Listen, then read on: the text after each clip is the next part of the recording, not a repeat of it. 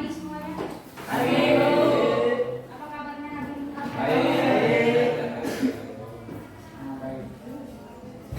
Coba lihat kiri kanannya sampahnya sudah tidak.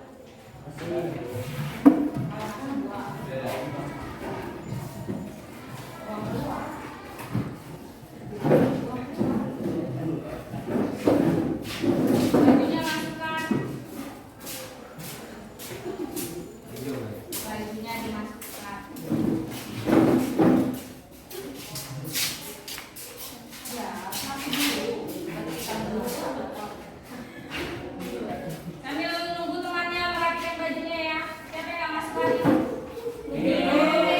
Masuk semua ya. Rajin. Lagi rajin. Ya. Ada lain rajin.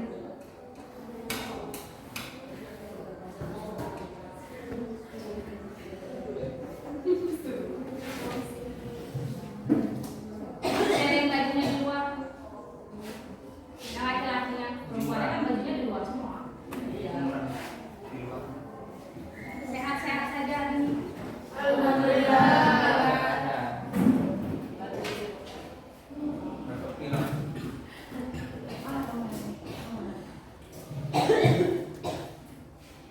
Ayo cepat nak. Kalau sudah bajunya dimasukkan.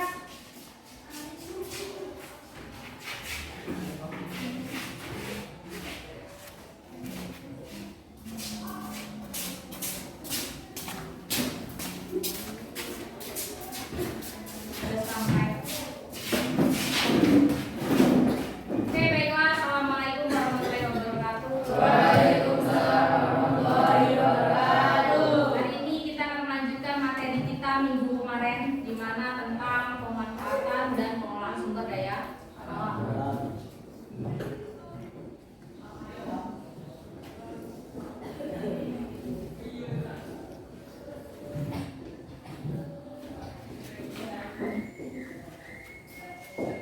Di mana minggu kemarin saya sudah meminta kalian untuk melakukan penyelidikan dan pengamatan secara langsung ke lokasi di mana sumber daya alam itu berada atau tempat pengelolaannya yang terdekat dari tempat tinggal kalian. Sudah pergi semua? Saya sudah terima hasil tugasnya, sudah saya pindahkan dalam bentuk presentasi kalian nanti. Saya seperti yang Ibu katakan kemarin, Ibu hanya memilih dua kelompok yang paling baiklah untuk yang hari ini untuk tampil terlebih dahulu untuk presentasi. Nah, sebelum saya mulai, sebelum kelompok yang saya panggil untuk menampilkan presentasinya, saya kasih penguatan materi sebentar ya. Sambungannya kemarin.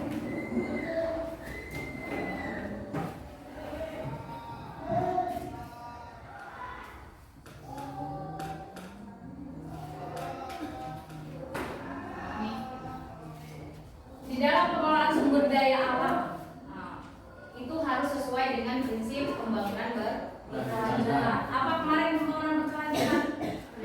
Masa kini dan masa yang akan datang. Artinya kebutuhan sumber daya alam itu harus mencukupi kebutuhan generasi sekarang dengan generasi yang akan datang. Jadi ketika kalian penyelidikan kemarin, itu berarti pengelolaannya sesuai atau tidak dengan prinsip pembangunan berkelanjutan. Kalau yang bagaimana Bu yang berkelanjutan ya? Prinsip yang harus diikuti dalam mengelola sumber daya alam adalah sebagai berikut. Yang pertama, pemanfaatan sumber daya alam yang dapat diperbaharui. Artinya sumber daya alam itu harus bisa diperbaharui. Kalau yang diperbaharui itu bagaimana? Bisa diolah kembali. Bisa diolah kembali. Terus yang kedua, meminimalisasi penggunaan bahan baku. Artinya kita harus meminimalisasi, menyedikitkan, meminimalisasi artinya menggunakan secukupnya. Nah, terus yang ketiga, mengurangi limbah berbahaya ke lingkungan. Diapakan? Diolah kembali. Mengurangi limbah berbahaya ke lingkungan. Artinya kita harus menyediakan tempat pembuangan limbah. Jangan sampai mengganggu kehidupan dari masyarakat sekitar. Yang berikutnya, menghasilkan produk yang bisa didaur ulang. Coba berikan satu contoh produk yang bisa didaur ulang. Kardus, plastik. Kardus, diapakan kardus? Dibuat Dibuat kerajinan tangan. terus apa lagi? Botol-botol plastik itu bisa didaur ulang. Bisa. Ini kita harus menghasilkan produk yang bisa didaur Ulang. untuk mengurangi resiko limbah yang berbahaya ke lingkungan. Berikutnya, ini adalah beberapa cara untuk menjaga kelestarian sumber daya alam. Ini mungkin kalian jumpai lah ketika kalian pengamatan kemarin. Yang pertama adalah satu, reboisasi. Apa reboisasi? Tanam kembali. Apa yang dilakukan? Kalian pernah mendengar ada penggalakan menanam 1000 pohon? Menanam 1000 pohon. Itu gunanya untuk apa? Untuk menjaga kelestarian sumber daya. Artinya anak banyak hutan dibagi 3. Kemarin kan produksi kan wajib ditanam kembali. Makanya ketika hutan rusak itu wajib untuk dilakukan namanya reboisasi. Yang berikutnya adalah sengkedan. Apa sengkedan? Coba lihat gambarnya. Berapa yang sini? Apa sengkedan? Sawah. Sawah bertingkat. Biasanya ada di daerah yang seperti apa? Di daerah dataran tinggi, daerah perbukitan. Apa gunanya sengkedan? Biar enggak longsor. Artinya untuk menjaga daya tahanan tanah di daerah miring itu supaya dia tidak mudah longsor. Biasanya sistem penanaman sawah sengkedan hanya kalian temukan di daerah dataran tinggi, di daerah perbukitan. Kalau kita daerah Manado ya banyak yang di sini nggak ada. Kayaknya datang semua oleh. Yang berikutnya adalah pengembangan daerah aliran sungai. Diapakan sungainya? Bersihkan. Dibersihkan. Kenapa sungai dibersihkan? Agar tidak tercemar. Oke, agar tidak tercemar.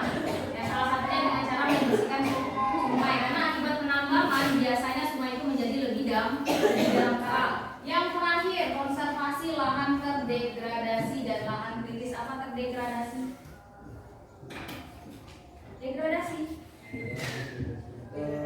Degradasi dan lahan kritis. Degradasi lahan yang sudah rusak. Nah, lahan kritis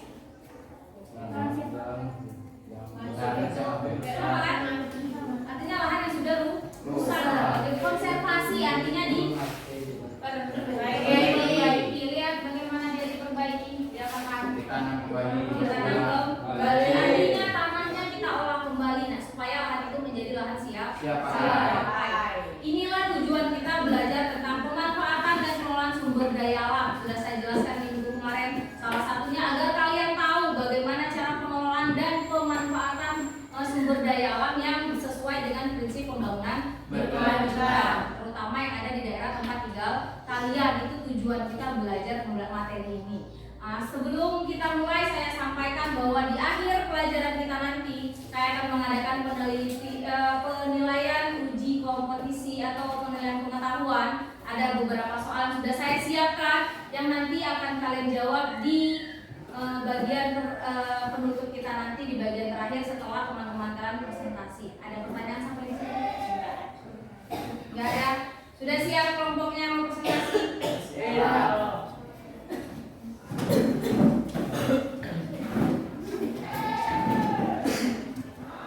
Oke, saya sudah memilih kelompoknya. Kelompok yang akan maju dari 4 kelompok. Kita 4 kelompok ya. Satu kelompok apa ya? Kehutanan. Kehutanan kemarin mengambil apa? Penelitian sawit. Sawit, perkebunan sawit. Yang kedua, tambangan ngambil apa?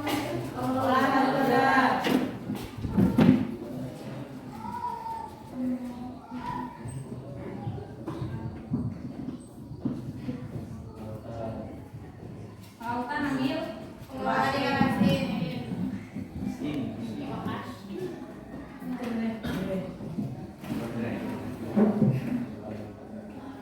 yang terakhir pariwisata. Pariwisata ambil wisata mana? Sungai Suci.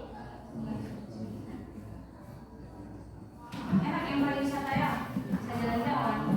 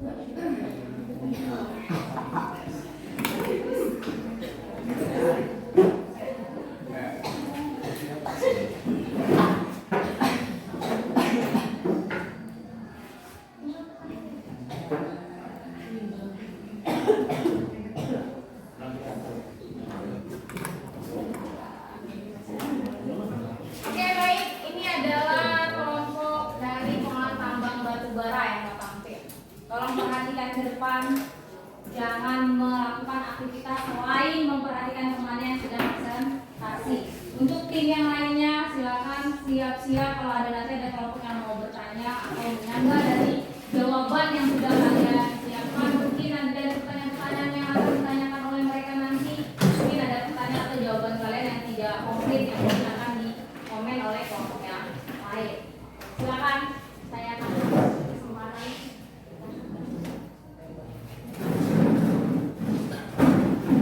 Assalamualaikum warahmatullahi wabarakatuh.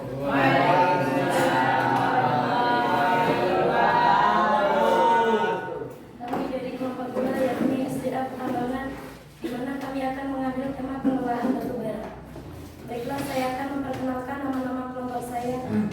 Saya sendiri selaku moderator yaitu Rani Sulistiawati dan teman saya Dian Syafai Siddiq, serta teman saya yang lain yaitu Najwa Rizkia Pratami dan Ismi Fauzi. Baiklah teman-teman, kami akan mempresentasikan hasil kerja kelompok kami yang akan disampaikan oleh saudara Fajar. Padanya saya bersilakan.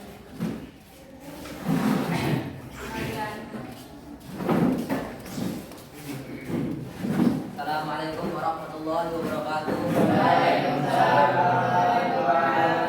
Saya sebagai anggota kelompok 4 akan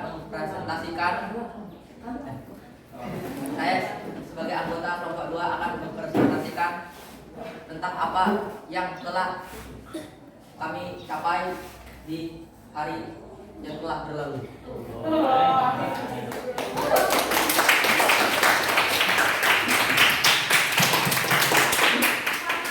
Sumber daya alam. Apakah sumber daya alam itu? Sumber daya alam adalah sesuatu yang dihasilkan dari alam yang kemudian diolah dan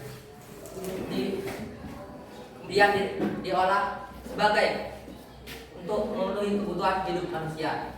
Sumber daya alamnya itu ada dua. Pertama, yaitu sumber daya alam yang bisa diperbarui dan sumber daya alam yang tidak bisa diperbarui.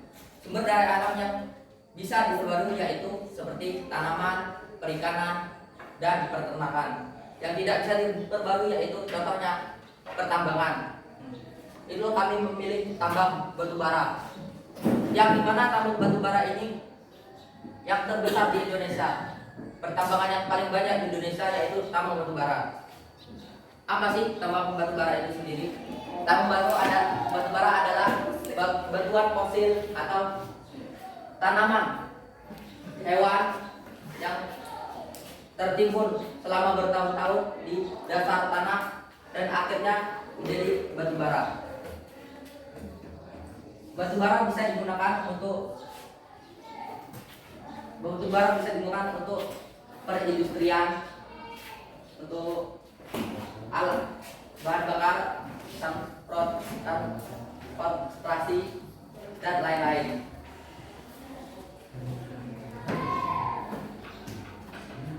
Ini adalah contoh gambar tambang batu bara yang dimana di sini diambil dari sumbernya dan dikirimkan ke yang membutuhkan seperti industri dan lain-lainnya. Ini gambarnya. Ciri-ciri batu bara. Ciri-ciri batu bara yang pertama adalah keras, bentuknya itu keras, kompak. Ketiga, warnanya sangat pekat hitam. Dan karbonnya tinggi. Kadar airnya itu rendah. Menyebabkan kandungan energinya semakin besar. Sehingga dapat digunakan oleh banyak manusia untuk memenuhi kehidupan sehari-hari.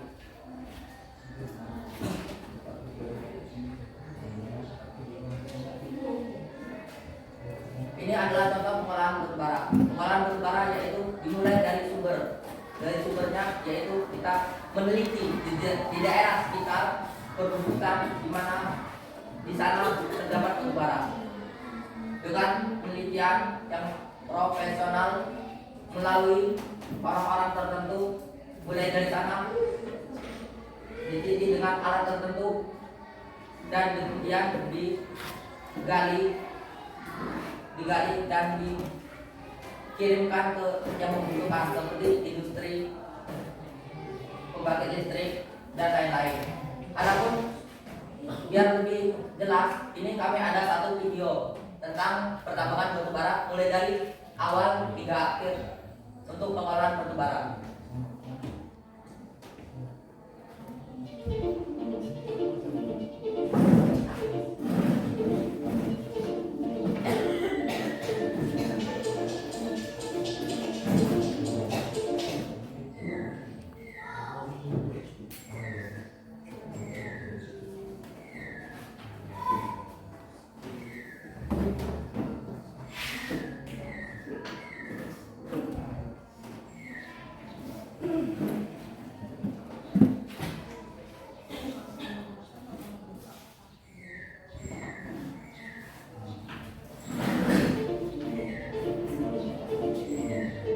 Nah, di sini adalah proses pertambangan batu bara.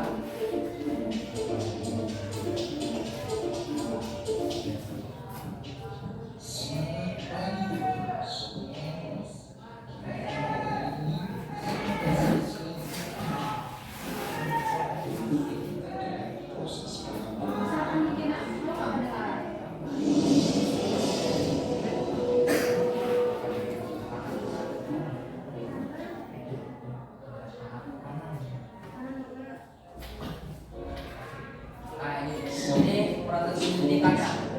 Karena yang diproses ini akan didapatkan batu bara. Dari sinilah kita dapatkan apakah di daerah sekitar ada apa tidak ada batu bara dan letaknya apakah sesuai dengan yang diinginkan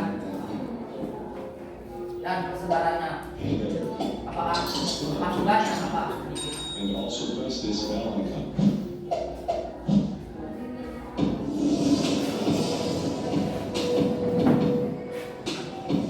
Lihat mana yang belakang sana.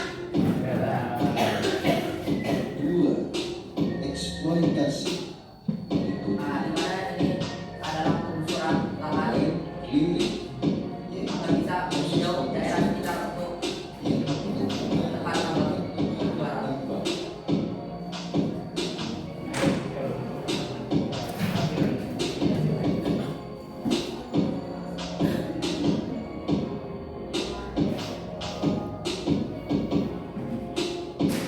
Ini mulai bagian pengurukan tanah agar bisa mendapatkan batu bara tersebut. Yaitu pengupasan pada lapisan atas. Lapisan ini terdiri dari campuran permukaan dan permukaan dengan bahan lapisan 10 cm hingga 50 cm. Solid Ini adalah lapisan bawah di mana di sana terdapat batu bara yang dalamnya juga puluhan meter agar bisa mendapatkan batu bara yang kualitasnya yaitu proses pengukuran untuk memasukkan produk yang dibutuhkan sehingga inilah adalah proses penunjangan yang dimana memudahkan penambang untuk mendapatkan batu bara tersebut. yaitu proses pengupasan lapisan untuk permukaan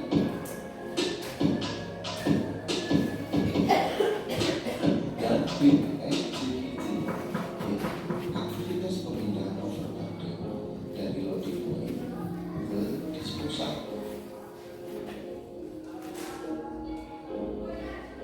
Coal removal yaitu proses pengambilan batu bara.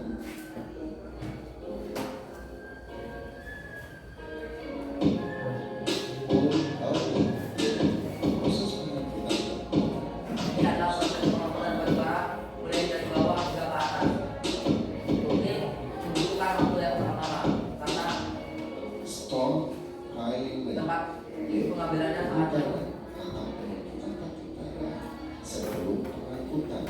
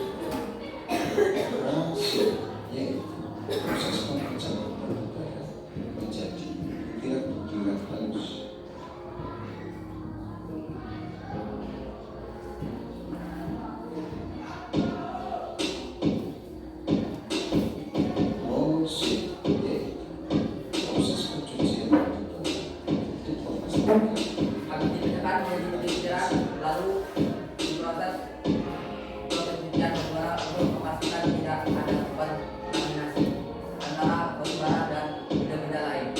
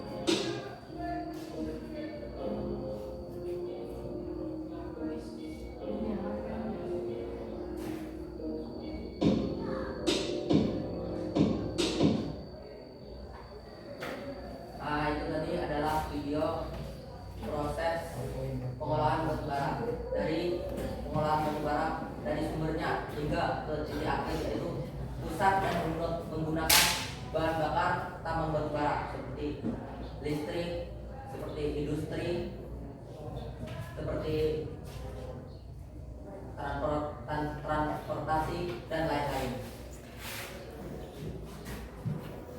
Cara pengolahan batu bara yaitu ada 3. Pertama, preparasi, konsentrasi, dan dewatering.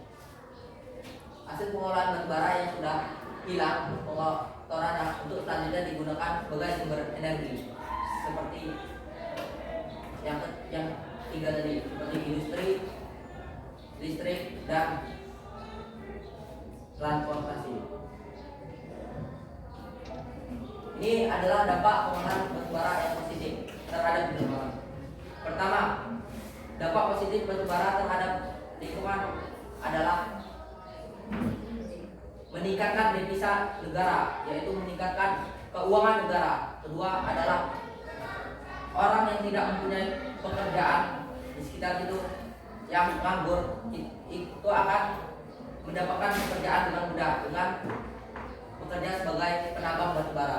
Dan ketiga adalah para masyarakat di sekitar daerah tambang batu bara itu sangat mudah sekali mendapatkan pekerjaan, yaitu dengan menambang batu bara di sekitar itu. Karena petambang batu bara itu sangat membutuhkan banyak pekerja, sekitar ribuan orang. Paling sedikit itu 3.000 orang yang ada di Indonesia.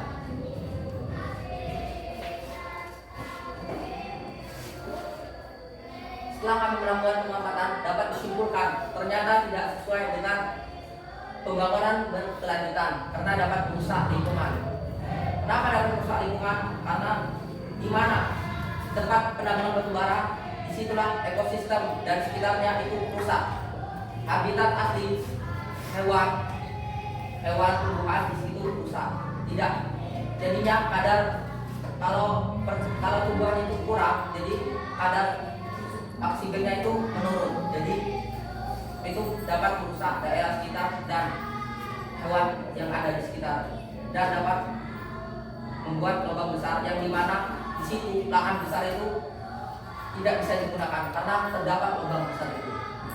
Itu seperti gambar ini lubang besar. Jadi kita tidak bisa membuat lingkungan rumah di situ karena dan sekitarnya itu oksigennya tidak ada karena tumbuhan itu jarang sekali. Bagaimana mau tumbuh sedangkan oksigennya ada berkurang dan itu tanahnya itu sudah nggak bagus untuk tumbuhan. Dampak pengolahan batu bara yang negatif. Kegiatan penambangan batu bara setelah langsung memberikan dampak negatif bagi kelestarian hidup hayati seperti yang saya jelaskan tadi.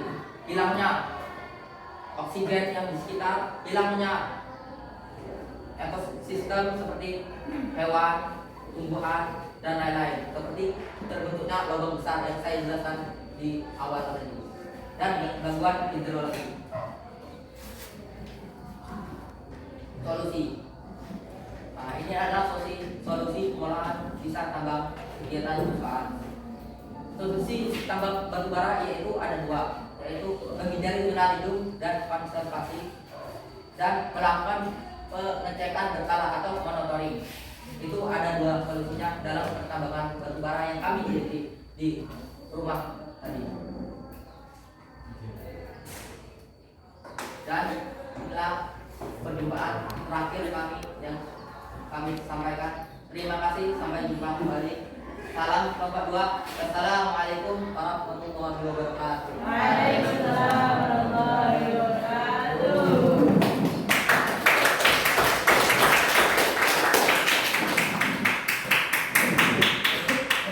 Teman-teman, itulah hasil dari yang disampaikan oleh saudara Fajri tadi.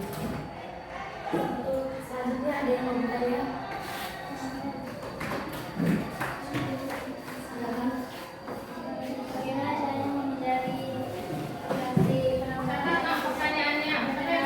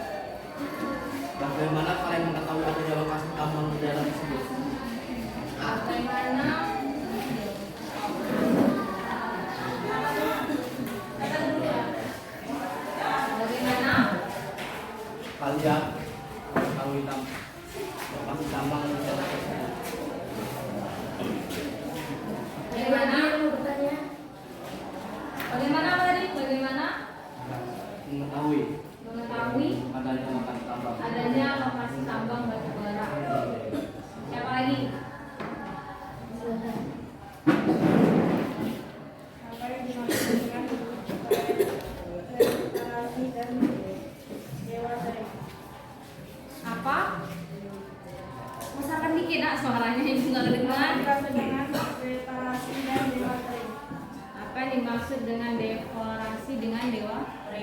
Reparasi dengan dewa Teres.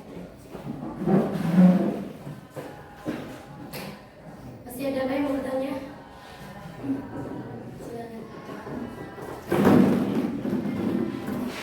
Baik, bagaimana cara menghindari lokasi penambangan agar tidak terkena zona lindung dan konservasi? Bagaimana cara menghindari wilayah tambang agar tidak terkena wilayah konservasi? Baiklah teman-teman, tolong beri kami waktu sekali 2 menit untuk kami berdiskusi menjawab pertanyaan dari kalian.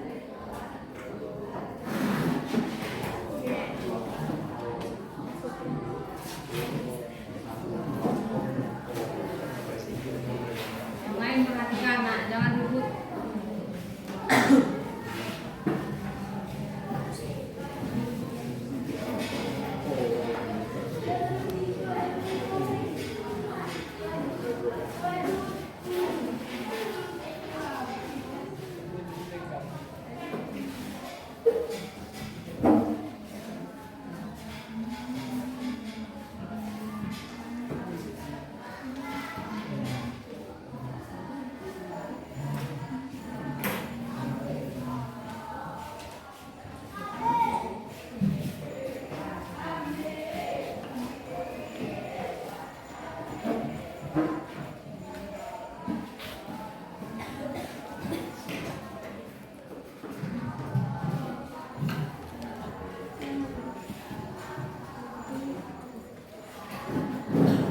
Baiklah, dari hasil diskusi kami tadi, pertanyaan pertama akan disampaikan oleh saudara Fajar. Sebelumnya saya persilakan. Bagaimana kita bisa mengetahui adanya lokasi tambang batu bara? Ya. Kita bisa mengetahui dengan cara yang ada di video tadi, yaitu dengan kegiatan geologi, yaitu dengan penelitikan yang ada di sekitar, dan kita langsung survei ke tempat tersebut. Kita melakukan pengeboran dan penelitian di daerah tersebut, apakah ada, apakah tidak, apakah di daerah situ memang besar potensi batu baranya atau sedikit, dan wilayah apakah di wilayah sekitar itu banyak batu baranya, dan apakah daerah tersebut bagus untuk pertambangan batu bara dengan melakukan pencarian, yaitu kegiatan pendidikan geologi. Itu caranya.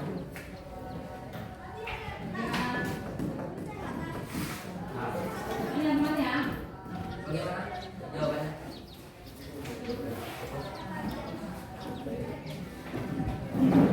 Terima kasih untuk saudara Fajar. Jawaban dari pertanyaan kedua akan disampaikan oleh saudari Nisa. Padanya saya persilakan. Oke, untuk pertanyaan apa yang dimaksud dengan reparasi dan demonstering?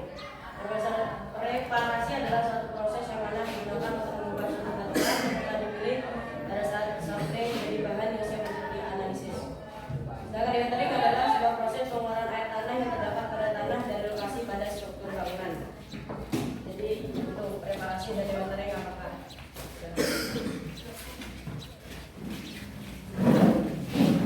Terima kasih untuk saudari Nisa.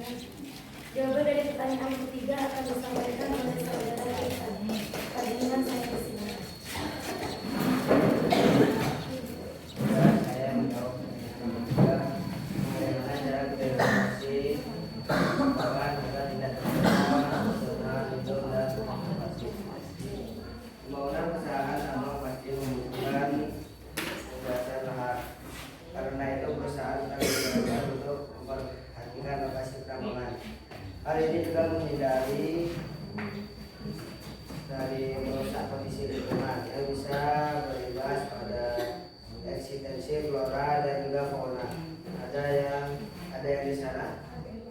Usaha juga memiliki tanggung jawab penuh terhadap pelestarian dan keselamatan flora dan juga fauna yang ada di lingkungan. Jangan sampai kegiatan operasional tambang malah merusak ekosistem yang ada. Terima kasih untuk saudara Nisa. Itulah teman-teman jawaban dari pertanyaan kalian tadi. Selanjutnya adakah yang memberi kritik atau saran dari penjelasan kelompok kami tadi? Silakan. ikan kata teman kalian, silakan. Alangkah baiknya ketika kami memberi pertanyaan langsung dijawab saja, tidak perlu menggunakan waktu. Yo. Terima kasih. Terima kasih dan mohon maaf sebelumnya. Untuk kedepannya kami akan mencoba lebih baik lagi. Itulah sekian dari kami. Kurang dan lebihnya kami mohon maaf. Wabillahi taufiq wal hidayah. Wassalamualaikum warahmatullahi wabarakatuh.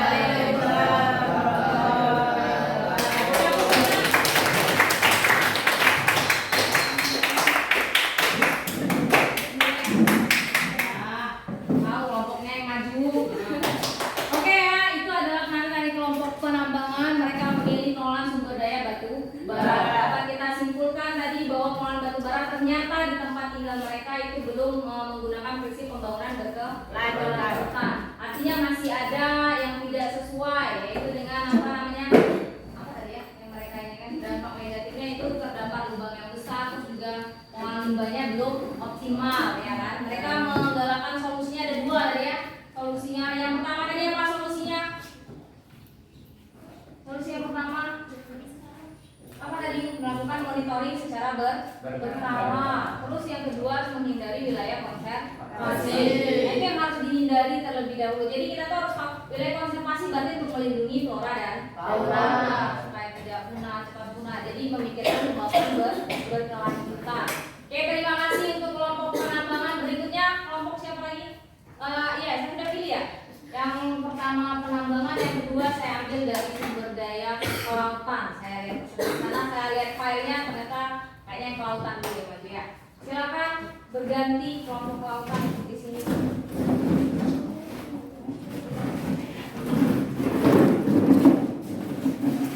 Pindah, yang kelompok ini pindah.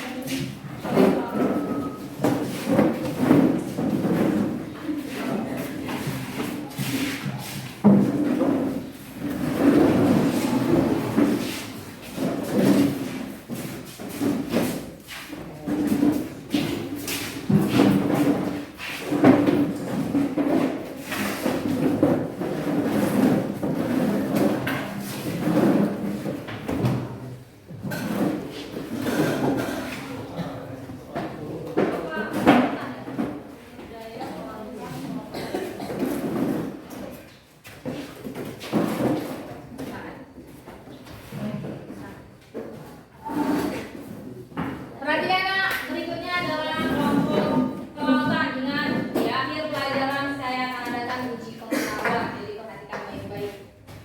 Silakan. Assalamualaikum warahmatullahi wabarakatuh. Kami dari kelompok 3, yakni sumber daya kelautan, di mana kami akan mengambil pengelolaan ikan asin. Baiklah, saya akan memperkenalkan nama-nama kelompok saya, yaitu saya sendiri selaku moderator, Kapna Salsabila, serta teman saya yang ini, Alvita Bimadari, serta teman saya yang lainnya, Asia Fatur Rahman dan Farel Afrianiata. Baiklah, langsung saja kami akan mempresentasikan hasil kerja kelompok kami yang akan disampaikan oleh saudara kita. Kepadanya, silakan. Assalamualaikum warahmatullahi wabarakatuh. Di sini saya akan mempresentasikan sumber daya kelautan pengolahan ikan asin. Ada yang belum pernah makan ikan asin? Ada yang belum pernah makan ikan asin? Siapa? Saya olahraga. Mana kalau makan ikan asin? Daging? Ini belum. Hari ini belum. Hari ini yang belum. Oke, saya ulangi pertanyaannya ya. Sebelumnya ada yang belum pernah makan ikan asin? Udah semua. Makanan favorit kan? Ya. Rasanya gimana? Udah tahu? Asin. Asin. Iya.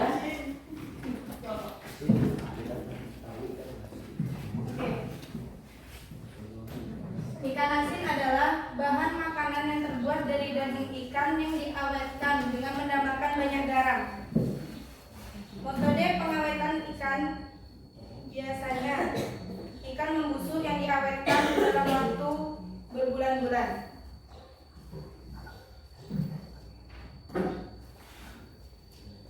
Di sini kita mengetahui ya cara pengelolaan ikan asin. Ini cara penjemuran ikan asin. Saya akan menampilkan video cara pengelolaan ikan asin.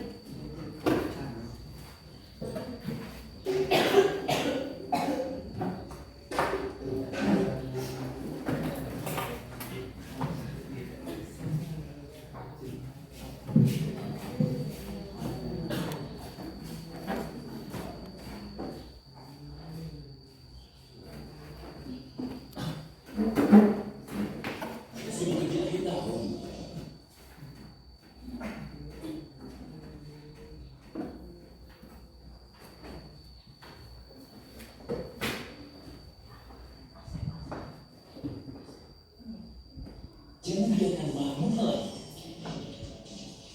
Bilang datang.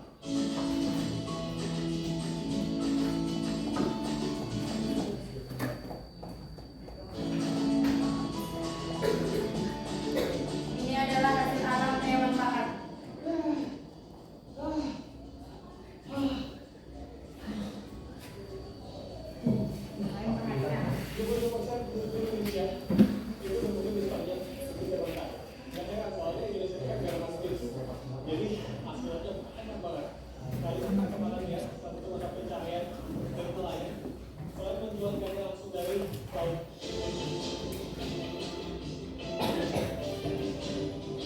Ingat tidak ingin jual fresh atau segar, tapi sebagai masyarakat pesisir ini buatnya menjadi ikan asin dan peminatnya banyak loh.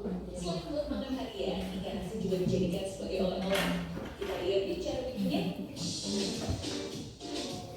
Ini cara proses pembuatan ikan asin. Bisa dibelah dua atau menjadi beberapa bagian, tergantung nelayan nantinya mau jual per kilo atau per ekor.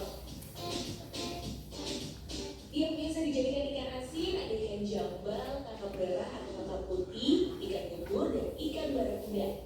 Jadi ikan yang bisa dibikin ikan asin itu ada dua jenis. Ikan yang masih daging kayak gini, dia dagingnya sudah tidak layak untuk dimakan lagi, atau masih bisa dimakan tapi udah nggak segar. Atau ikan yang masih segar seperti ini. Cuma ikan yang masih segar seperti ini harganya lebih mahal. Makanya kalau pengrajin ikan asin itu lebih memilih ikan yang mati lagi karena mungkin lebih murah gitu. Jadi Ciri ikan segar lainnya, kalau dipegang dagingnya masih keras atau kenyal. Sementara kalau sudah kurang bagus, dagingnya lembek dan lebih pucat warnanya. emang baju doang yang disikat, ini juga harus bersih, harus steril. Makanya si bapak jualnya apa gimana? Kali dia bersih banget. Jadi pak. Tapi memang harus bersih banget ya pemirsa, karena sedikit aja kotoran yang tersisa bisa membuat ikannya menjadi rusak saat diasinkan nanti. Nah, untuk mendapatkannya di dalam box sudah harus diperhatikan nih. Si ikan jangan sampai tertekuk ya, karena hasil akhirnya bakalan jelek dan pengasinan menjadi tidak sempurna. Sebenarnya penghasilan itu sudah ada sejak abad ke-17, bahkan produksi ikan COD sendiri sudah ada sejak 500 tahun yang lalu, tapi tidak ada di Islandia.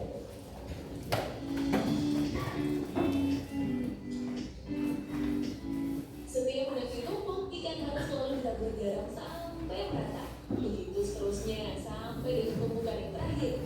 Teknik pengasinan makanan kayak gini udah ada sejak masa Neolitikum loh. Pada masa itu bahan makanan sudah mulai diawetkan dengan cara dijemur, disalai, dibumbui, dan pastinya diasinkan.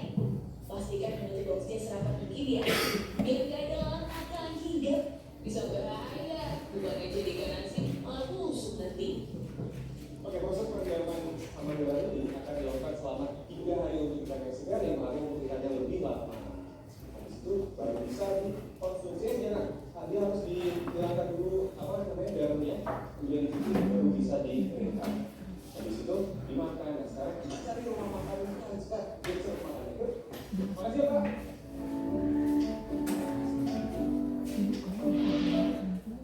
Inilah menurutnya bersikap apa? Cara lawannya ini. Itu tadi pengolahan ikan asin. Jadi cara pembuatan ikan asin Hasil tangkapan ikan dari nelayan itu harus dibersihkan terlebih dahulu. Tidak dibersihkan nanti tidak higienis ya. Kemudian masukkan garam yang berkualitas, baik garam laut maupun garam dapur. Ikan bisa dimasukkan ke dalam mangkuk atau loyang keramik. Tutup dengan bungkus plastik dan tempatkan di lemari es semalam atau hingga 24 jam lebih. Tadi di video jelaskan 3-5 hari juga bisa.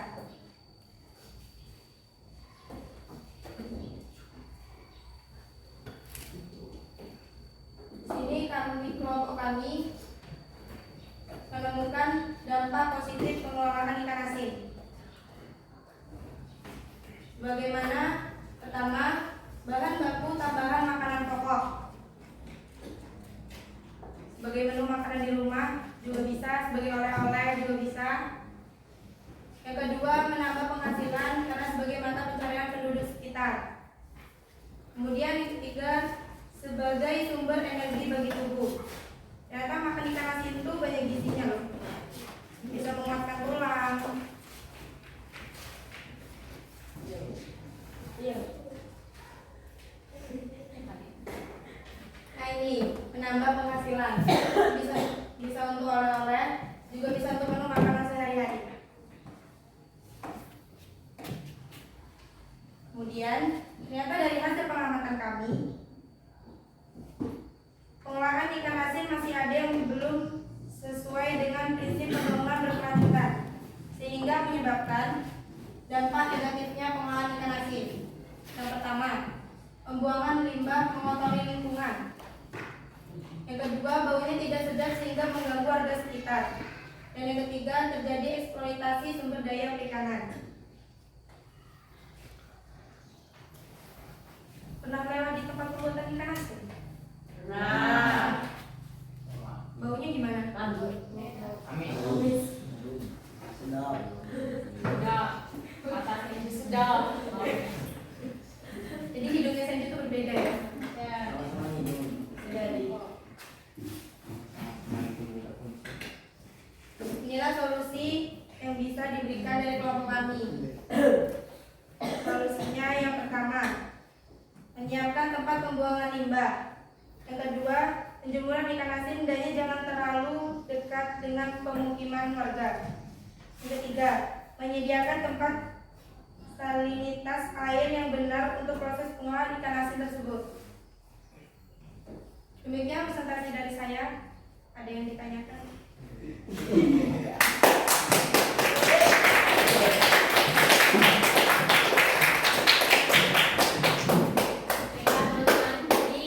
Demikianlah presentasi dari kami. Ada yang ingin ditanyakan? Ada. Silakan yang mau bertanya. Berdiri aja nak yang mau bertanya.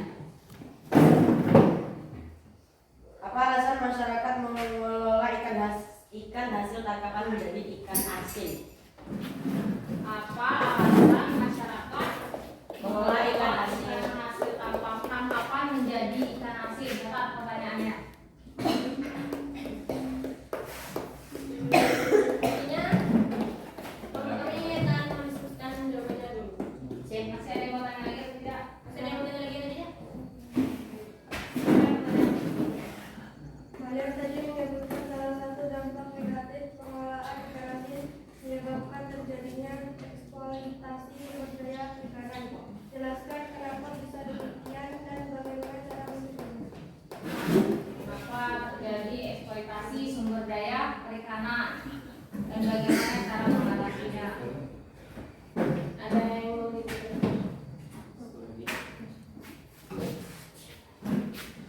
Siapa lagi? Tanya aja apa?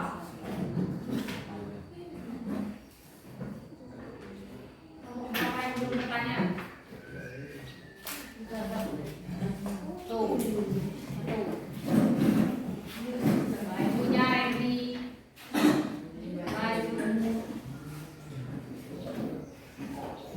Menurut kalian, apakah ikan asin itu punya gizinya?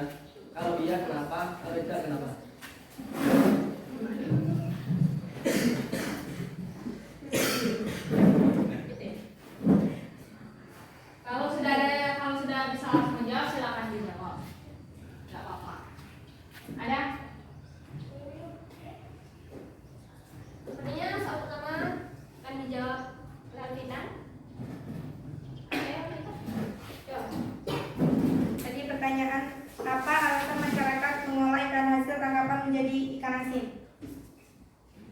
pertama, karena mudah dipasarkan.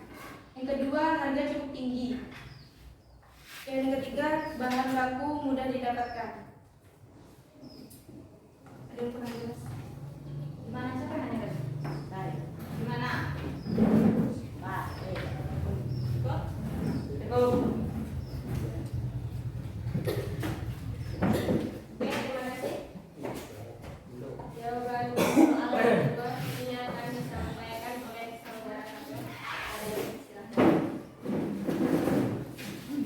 Untuk sikap asuh dari pihak yang tereksploitasi dan yang pertama, yang kedua kebutuhan untuk mencukupi kebutuhan masyarakat, yang ketiga agar bisa memperoleh hasil yang banyak dan dari sumber daya alam, dan cara mencegahnya yaitu membuat undang-undang tentang pengeksploitasian terhadap sumber daya lautan. Yang kedua, cara mencegahnya yaitu memberikan sanksi seberat-beratnya bagi terhadap pelanggar. Yang ketiga,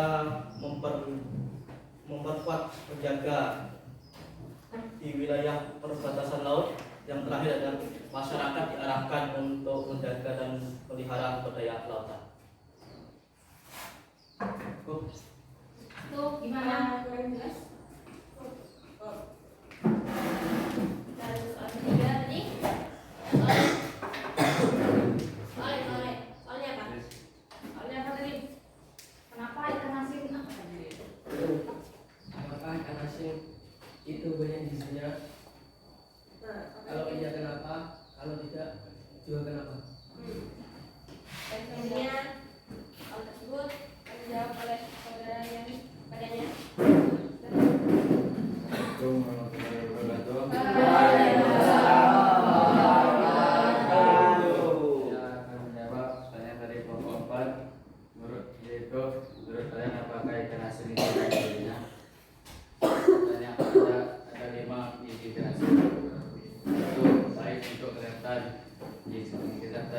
gizi dan tulang. 2. Membantu mempercepat penyembuhan luka. 3. Mencegah anemia. 4. Menjaga sistem imun tubuh. 5. Membantu pembentukan otot, dan masih banyak lagi. Cukup dari saya.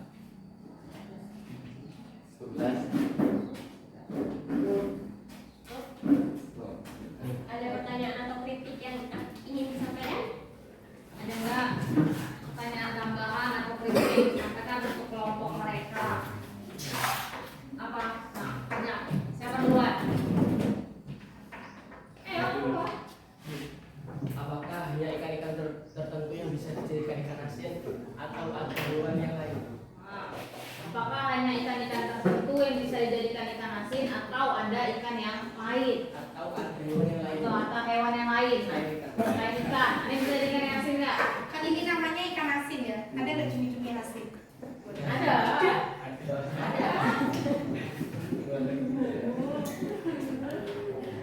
Bisa. Berarti ada. Gimana pertanyaannya? Apakah ada hewan yang lain selain ikan yang bisa dijadikan dalam bentuk pengasinan ya? Nah, gimana kelompok ini?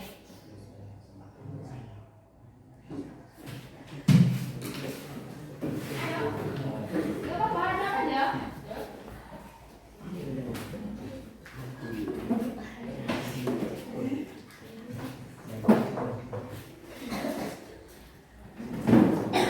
Tuh temannya jawab.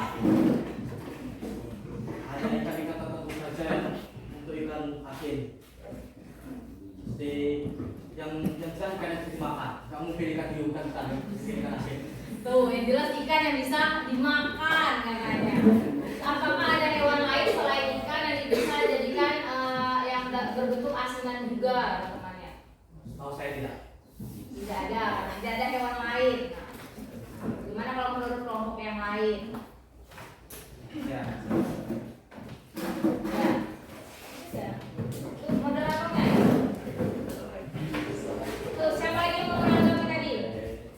Saya akan memberikan kritikan sedikit tentang masalah pempresentasian yang tadi. Diri aja. Ya, temannya kedengaran. Tolong kalau like nomor 1 komunikasikan itu nggak usah malu-malu, nggak usah kayak gugup, biasa saja. Karena ini kan cuma sekelas, lagi pula udah banyak yang kenal. Ya.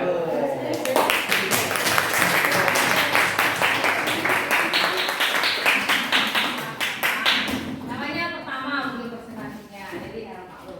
Oke, silakan. Terima kasih untuk PTA-nya. Sebenarnya cukup sekian presentasi dari kami. Lebih dan kurangnya saya mohon maaf. Pada Allah saya mohon ampun. Wabillahi taufiq wal hidayah. Assalamualaikum warahmatullahi wabarakatuh.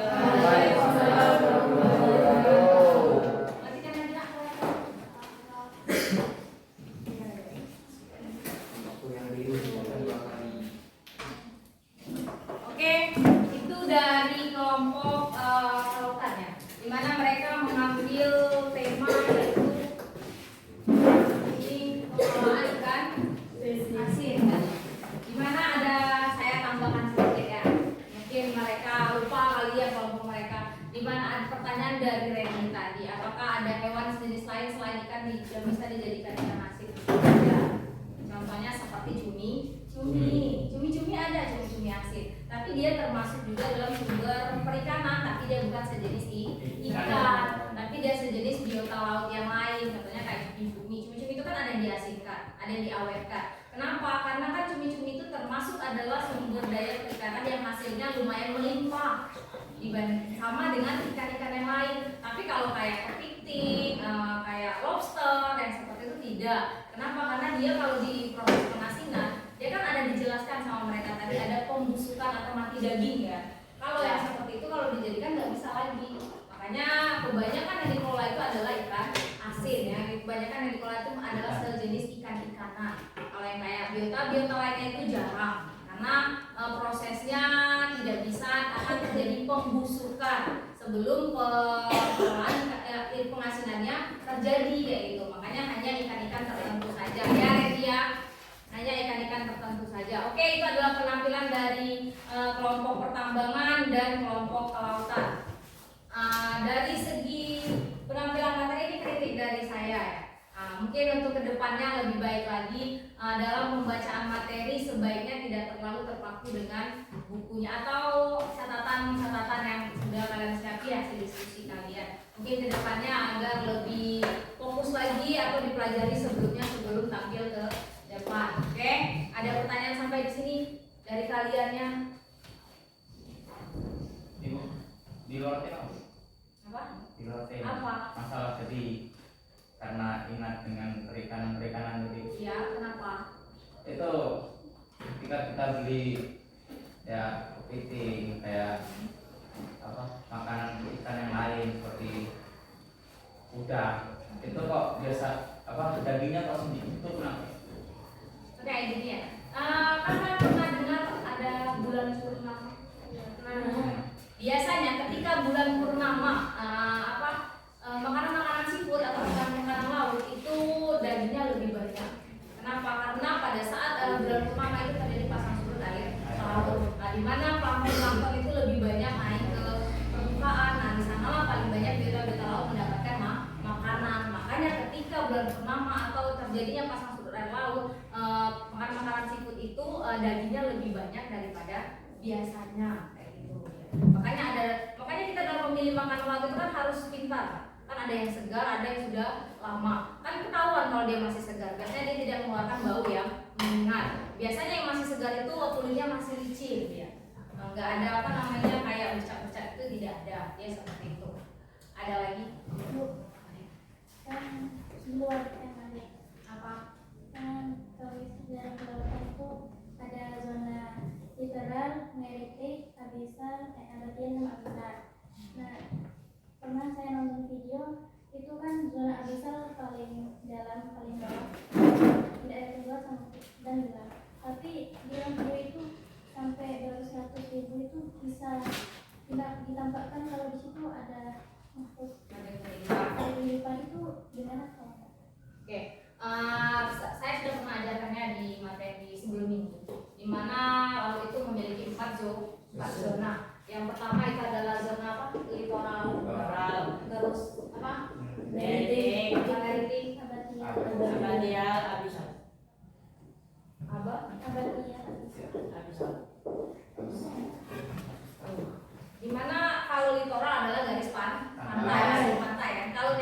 adalah 200 meter ke garis ke laut ke lepas. Biasanya punya banyak ikan yang di mana? Neritik yang punya banyak ikan. Kenapa?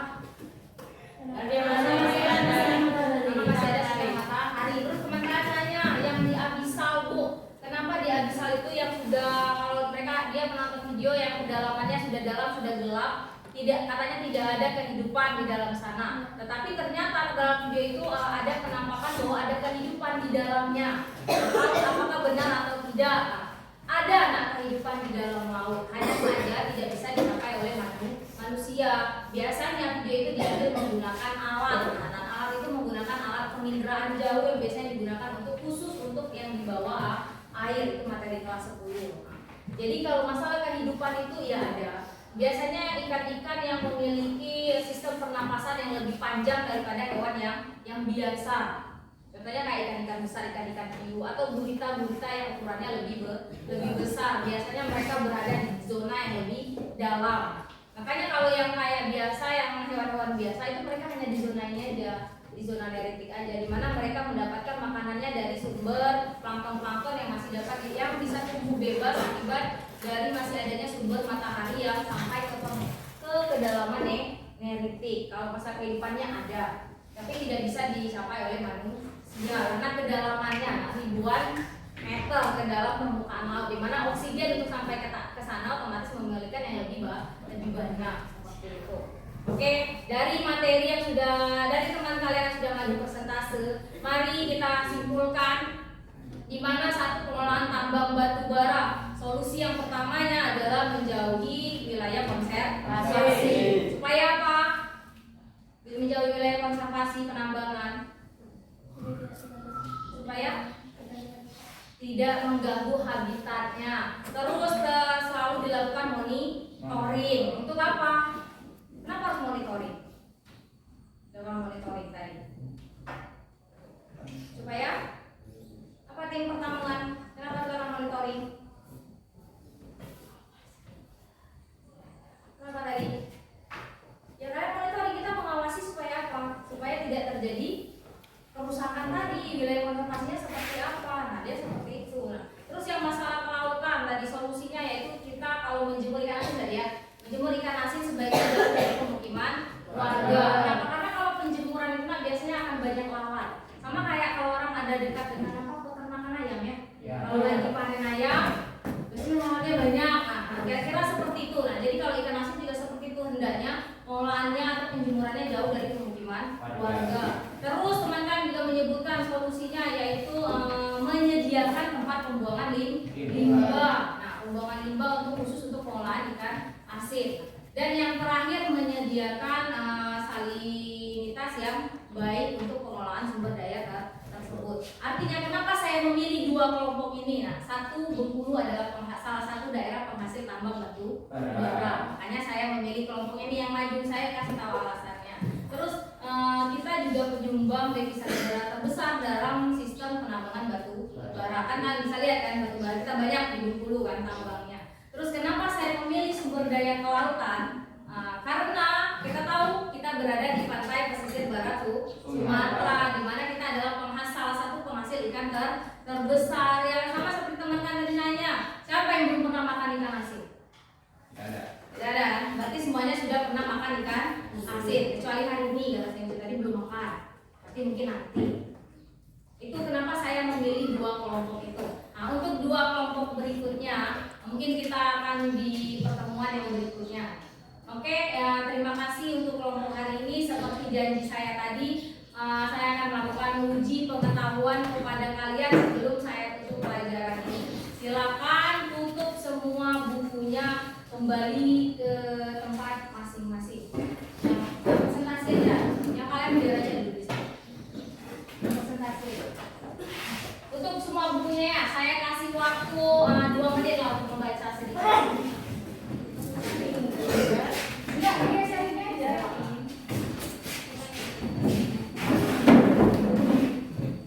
Silakan baca bukunya 2 menit aja. Saya kasih waktu sebelum saya memberikan lembar pengetahuan. Tidak boleh buka buku, tidak boleh kerja sama.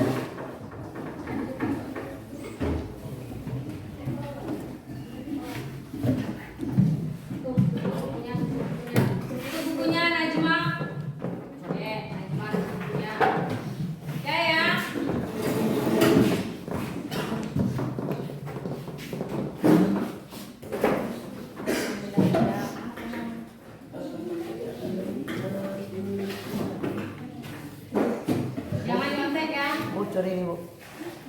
Penanya.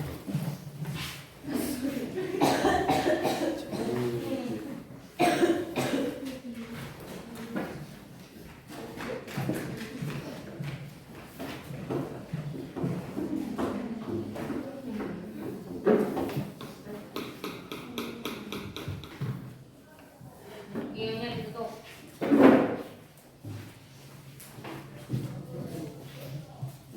Silakan diisi, saya kasih waktu 5 menit lah ya. Ambil yang ganda.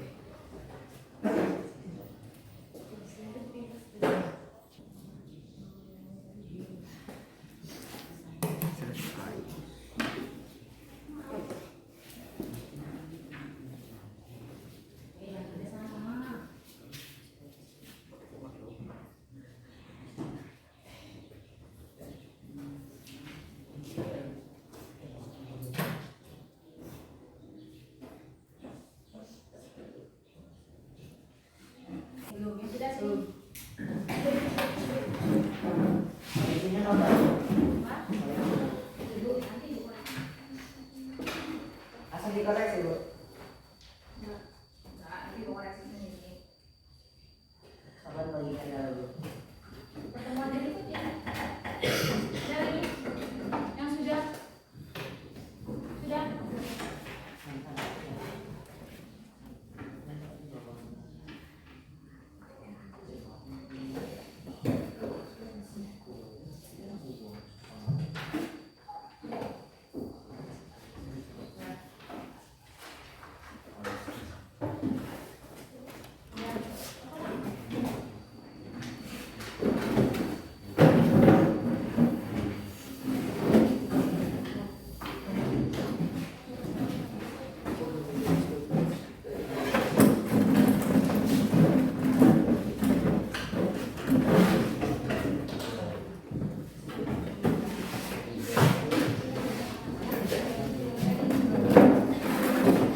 Bajunya masukkan, dibilang.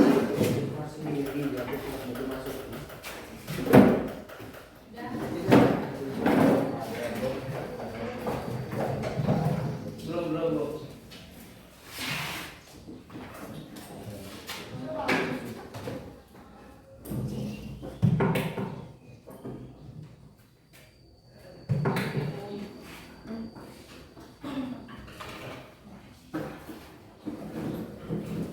Oke, ini akan dimulai nanti pas jam istirahat. Sebelum saya tutup, tolong aktivitas LKPD dari presentasinya dikumpulkan. Yang kemarin saya bagikan.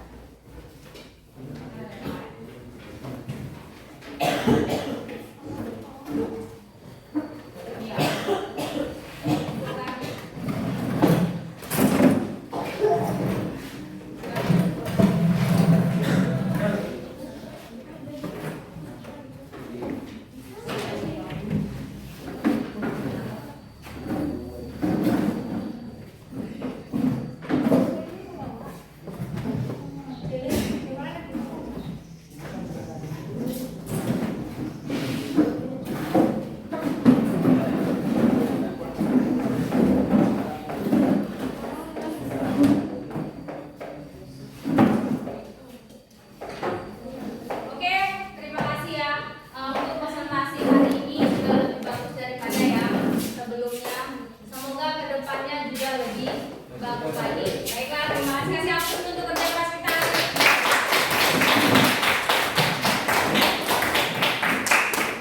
kasih ya untuk hari ini. Sampai bertemu kembali karena kita mau ujian